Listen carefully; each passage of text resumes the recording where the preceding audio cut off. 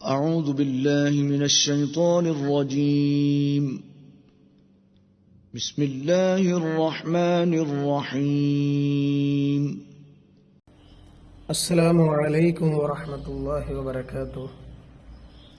ഇന്ന് തജ്വീദിൻ്റെ 11ാമത്തെ ഭാഗമാണ് പറയുന്നത്. ഇതിൻ്റെ പേര് നൂൻ സാക്കിൻ, അതുപോലെ തൻവീൻ.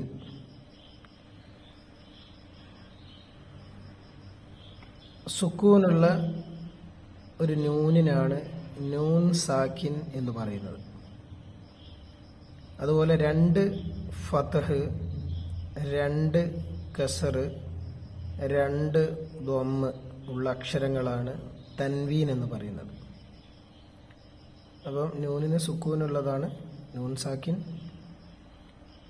അതുപോലെ 2 ഫതഹ്, 2 കിസർ, 2 ദ്വമ്മ് ഉള്ളതാണ് തൻവീൻ എന്ന് പറയുന്നത്. ഇതിന് രണ്ടിനും ഒരുപോലെയുള്ള നിയമമാണ് വരുന്നത്. അതായത് രണ്ടിലും സുക്കൂനുള്ള നൂന് ഉണ്ട്. തൻവീനാണെങ്കിലും നമ്മൾ ഉച്ചരിക്കുമ്പോൾ അൻ എന്ന് പറയുമ്പോൾ ആ പ്ലസ് ന് ആണ് അൻ, അവിടെയും സുക്കൂനുള്ള നൂന് വരുന്നുണ്ട്. അതുകൊണ്ടാണ് അങ്ങനെ വരുന്നത്. ഇനി സുക്കൂനുള്ള നൂനിനും തൻവീനിനുമായി 4 നിയമങ്ങളാണുള്ളത്. ഇതിലേത് നിയമമാണ് പിന്തുടരേണ്ടത് എന്ന് നിർണയിക്കാൻ നിങ്ങൾ നൂൻ സാക്കിന് അല്ലെങ്കിൽ തൻവീന് ശേഷമുള്ള അക്ഷരമാണ് നോക്കേണ്ടത്. ശേഷം അക്ഷരം ഏതാണോ വരുന്നത് അതിനനുസരിച്ചായിരിക്കും നിയമങ്ങൾ.